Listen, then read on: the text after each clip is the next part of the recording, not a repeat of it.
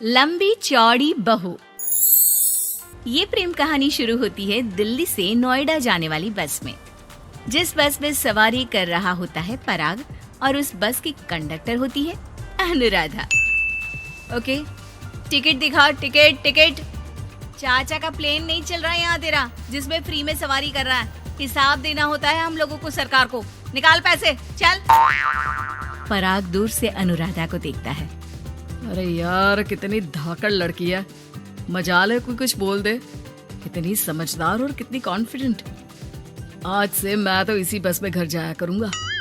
अब क्या था, भले पराग को घर जाने के लिए 10 बस छोड़नी पड़े, भले 20 किलोमीटर की यात्रा खड़े होकर पूरी करनी पड़े, लेकिन आने जाने का सिलसिला वो अनु की बस पर ही करता। एक दिन, ओह क्या करता है तू? हाँ, मैं नोटिस करती हूँ, देखता रहता है मुझे जब देखो तब। हाँ, वो मैं तुम्हें पसंद करता हूँ और शादी भी तुम्ही से करूंगा। वाह जी वाह, तू ना कोई प्रधानमंत्री हो गया कि आज से 500 की नोट बंद और नोट बंद। नाजिना, इतनी तो नहीं चलती, लेकिन हाँ, तुम्हें प्यार करता हूँ। तुम्हें कोई प्रॉब्लम नहीं होने दूंगा, ये वादा करता हूँ। हाइट देखिए अपनी। मेरे लिए कोई ऐसा लड़का चाहिए जो मेरी तरह लंबा चौड़ा हो। अरे जोड़ी भी तभी अच्छी लगती है। जरूरी नहीं है, जो आपको खुश रखे, आपकी इमोशंस को समझे और आपसे बहुत सारा प्यार करे, जोड़ी तो उसी के साथ अच्छी लगती है। फिर क्या था, हीरोइन को हीरो से प्यार हो जाता है और दोनों शादी कर लेते हैं। शादी के बाद देख, अब तो इस घर की बहू है। अगर समझ गई है तो ये कंडक्टर वाली ड्रेस पहनकर घर से निकलने की जरूरत नहीं है। पराग अच्छा कमाता है तो तेरी नौकरी की भी जरूरत नहीं है हम लोगों को। अरे कैसी बात कर रही है माँ जी? यूँ कोई सरकारी नौकरी छोड़ता है क्या?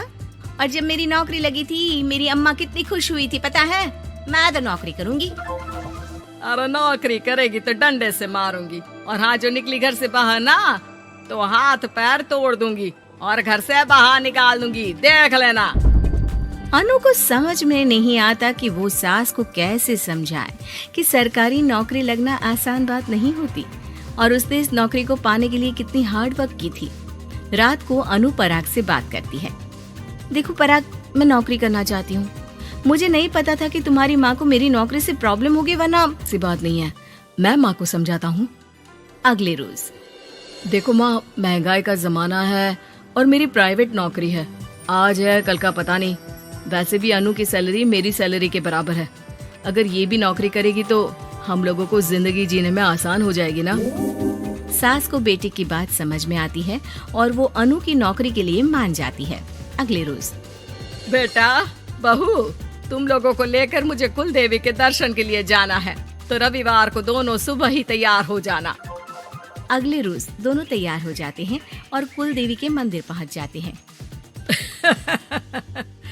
क्या संतोषी बहन, ये कैसी बहू ले आई हो? बहू बेटा लग रही है और बेटा बहू। अरे कोई पहलवानी लड़ानी थी क्या, जो इतनी लंबी चौड़ी बहू ले आई? अब क्या बताए पंडित जी, जो बेटे ने पसंद किया हमने उसे हाँ कर दी। अब बेटा जाने और उसका परिवार। और ये तो बस कंडक्टर की नौकरी करती है, इंटरस्टेट। और सच्ची, वाह वाह वाह, यह तो बड़ी बात है संतोषी। तुम तो किस्मत वाली निकली जो सरकारी नौकरी की बहू ले आई। यह तो वही बात हो गई कि घी के लड्डू का कोई शेप थोड़ी ना देखता है तो घी का लड्डू ही। सास को बहू की तारीफ सुनकर बिल्कुल अच्छा नहीं लगता।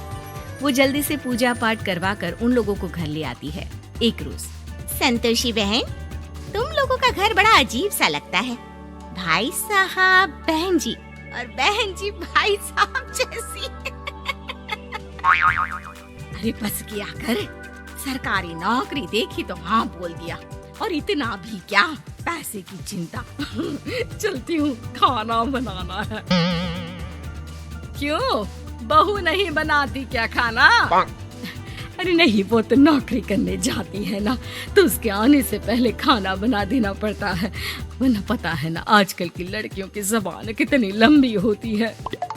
तेरी बहू की तो कुर्सी तोड़ने वाली नौकरी है, यहाँ बैठती है जैसे उठकर ऑफिस में बैठ जाती है, फिर क्यों थक जाती है कि खाना भी नहीं बना पाती। मेरी बहू भले कंडक्टर है, लंबी चौड़ी, लेकिन बता रही हूँ सारा दिन सवारी से मत्था पच्ची करती है, लेकिन मजाल है शादी के बाद एक दिन भी मुझे किचन में जाने दिया हो ना जी ना। दोनों पड़ोसन वहाँ से चली जाती है। सास बाजार जाती है और एक ट्रेड मशीन ले आती है। अरे माँ जी, इस उम्र में आप घर पर जिम खोलेंगी? अरे तेरे लिए लाई हूँ, रोज चलाकर 2 घंटे इस पर, पतली हो जाएगी। और खाना कम खाया कर, जब देखो बकरी की तरह मुंह चलता रहता है तेरा। वाह जी वाह, एक ही तो शौक है खाना खाने का, वो भी रोक दो। हाँ, लेकिन सास तो सास थी, बहू के खाने से लेकर एक्सरसाइज सब का हिसाब किताब रखने लगती है। अरे मैं मोहल्ले वालों को बताकर रहूंगी कि मेरी बहू भी शिल्पा शेट्टी की तरह पतली हो सकती है। वही बहू बस में जब सवारी का टिकट काट रही होती है, उसे चक्कर आ जाता है और वो गिर जाती है। सवारी हैरान परेशान हो जाती है और ड्राइवर को वहाँ बुलाती है। अरे शहर नहीं थी हमारे कंडक्टर साहिबा, लेकिन जब से शादी हुई है बकरी बन गई है। सास को तो बस इनके खाने की ही लगी रहती है। ड्राइवर बस में बिठाकर बहू को घर छोड़ आता है और सास को कहता है, अरे पता है आपकी बहू कितनी धाकड़ है, किसी को बात करने से पहले 4 बार सोचना पड़ता है कि बोले या ना बोले, कहीं झापड़ ना पड़ जाए। और आप है कि इन्हें बकरी बनाने में लगी है। अरे चुप, निकल यहाँ से। मेरी बहू है, मैं इसे बकरी बनाऊं या फिर गीदड़, तुम्हें क्या पता लोग कैसा मजाक उड़ाते हैं कि बहू इनकी बस की कंडक्टर है। बोलो मुझे कैसा लगता होगा? अरे काम तो काम होता है माँ जी, वो छोटा या बड़ा नहीं होता। खैर जैसी आपकी मर्जी, चलता हूँ मैं, नमस्ते। ड्राइवर वहाँ से चला जाता है। बहू ठीक हो जाती है। एक बार आधी रात को कोई संतोषी का दरवाजा खटखटाता है। अरे इतनी रात में कौन आ गया? मेरा घर है, कोई पुलिस स्टेशन की घंटी नहीं जो बजाए जा रहे हो। खोल रही हो दरवाजा। जैसे ही दरवाजा खुलता है, सामने वही पड़ोसन खड़ी होती है जो अनु की कुछ दिन पहले बुराई कर रही थी। मेरी बहू के पेट में दर्द हो रहा है, उसे जल्दी अस्पताल पहुंचाना जरूरी है। हाँ तो पहुंचाओ, और जल्दी लड्डू के साथ खुशखबरी भी सुना देना। हाँ, काहे हमारा दरवाजा पीट रही हो? अरे सुनो तो, अपनी बहू से कहो ना कि सरकारी बस को थोड़ी देर के लिए दरवाजे बुला ले। क्या है ना, कोई साधन नहीं है अस्पताल ले जाने के लिए। सास अनु को कहती है और अनु बस को बुलाकर पड़ोस वालों की मदद करती है, जिसके बाद पूरे मोहल्ले में अनु की तारीफ होने लगती है। सच में लंबी चौड़ी बहू के साथ साथ लंबा चौड़ा दिल भी है बहू का।